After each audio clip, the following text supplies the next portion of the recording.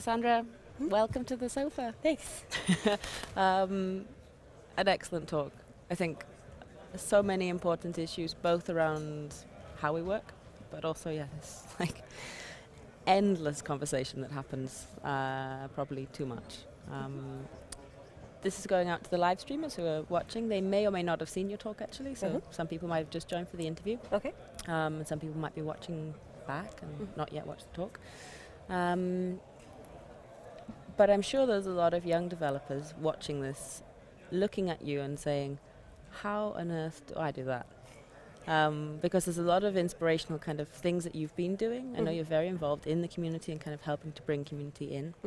Are there points in your career when you look back and you say, I ended up doing this because I made that decision, or I had that mindset, or kind of I took this pathway and that meant I'm here? I definitely think there was. Basically, especially for marginalized groups, not a lot of them volunteer to do conference talks or are asked because they just, they're not really as present. So I think finding a network and reaching out to that network and saying like, hey, I'd really like to get in conference speaking, or I think I may have a good idea to talk about, or even just I want to help with open source, or I want to learn something, local user groups are a great way to get involved, especially with ones that teach. If you already know how to program, it's great to teach and encourage others. If you don't already know, there's a lot of low-cost classes. The boot camps are not the only game in town, especially in the US. There's Girl Develop It, for example. We are low-cost classes, and we're not time-consuming. We do 8-hour classes and 2 segments. Yes, 2 4-hour segments usually. Sometimes, it depends on the chapter or the teacher. Sometimes they'll do 4 2-hour segments, but it's an 8-hour course, and they're low cost. And, so if you want to get into programming, I think all I can say is reach out. Get out there, because it is scary, though. I will admit. It's very scary to reach out, because like I said, there's so much dismissive behavior in the programming community, and it's certainly a minority of folks, and I don't really think there's any intention there. I think it's just how we act when we think we're right, and we're not always right. So. Often not. And is that an online type community? Is that going to give you the same sort of support, or is this very much physical? Girl Develop It's very physical, but there are a lot of online. Code Academy is one. Khan Academy is another.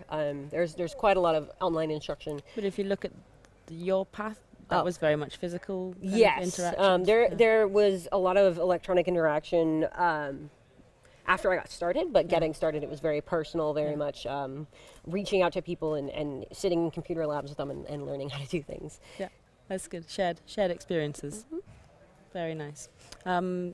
Through those shared experiences and kind of hanging out with people, a lot of open source starts to develop. We've had a lot of open source chats throughout the conference, and rightly so. From your perspective, is there any kind of one big threat that is the thing that's really that worries you, that's threatening open source? Yeah, definitely. There's just as much controversy around how we act online as we do in person, in fact more so. There's a level of anonymity, less so on open source and like GitHub, but definitely more so on Twitter and social platforms. But even on GitHub, people can be a lot different when they're typing something versus when they're talking to you face to face, and you can miss so much context, and you can miss so much intention, or you can read what someone said incorrectly, even in person, but especially online, especially in written. And so I think we definitely, as developers, need to be very conscious of how we act, because we have so many young developers coming up in the ranks.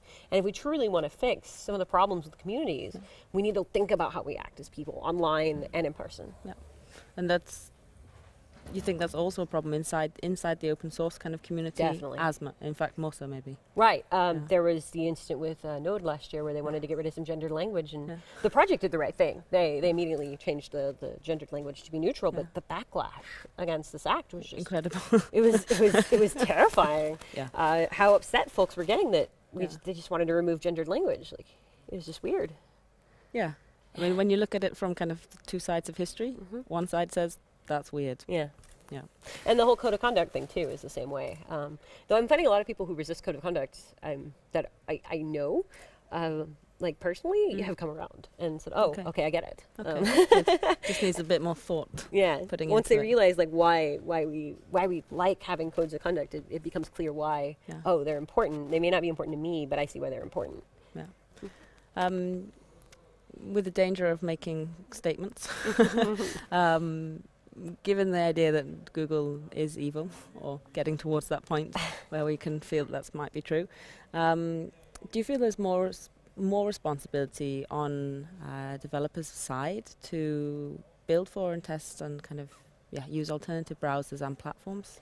And how are people reacting to that? Definitely. Yeah. I think that's always true, regardless of I think it's a preventative measure, if anything. Yeah. So that we have this ecosystem where, you know, if one browser or one company decides to close source their browser or do something inappropriate with user data, having that flourishing ecosystem means we don't need to build up a browser that's not there, or we don't need to pull a browser out of the dark ages into you know, modern times. But I think it's definitely a good preventative measure to just always have a flourishing ecosystem of different choices, because there's so many different projects out there and so many different use cases and so many different people that I think there will always be a need for multiple tools for each job, because it's just how it fits you and your project and what you're doing. And good practice in a way, I guess, to work on.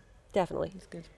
If you cast your mind backwards, 5 years or so, are the tools or skills that you learned at that point, you're like, this is really important, this is going to like be great, that maybe in the next 2 years are actually going to be redundant? I definitely did do that. 5 years ago, I was a PHP developer, and I thought PHP was the best. And I'll admit to that. And I certainly don't loathe PHP now. It's not my tool of choice, and it's certainly not the important factor in my life that I thought it would be. I don't even use it. I haven't used it in months.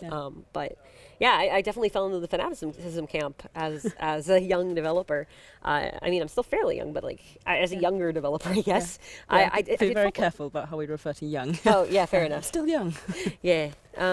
But yeah, I definitely fell for it a lot, and I'm trying to get better at it, but I still do it from time to time. So I'm learning. Yeah, as we all are. Yeah. And you're in Austin, right? Yes. How is the JS community there? Very diverse. Yeah. I think I can credit the Austin JS community for this talk, because we often joke that on an even night there's 2 JavaScript talks, and there's 2 JavaScript talks or user groups for every topic, and there's this plethora of meetups that you can go to like see specialized tools, and in some cases there's fanaticism and they only want to go to their favorite user group, where we have some great general JS user groups where they talk about everything, and those are really great. You can learn about all sorts of different things that you may or may not use, but you can still learn about them.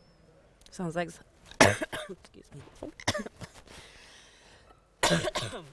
Sorry, everybody. Sounds like something we could definitely learn from wider. One last question. Okay. If you could change anything, apart from my cough, about JavaScript, what would it be?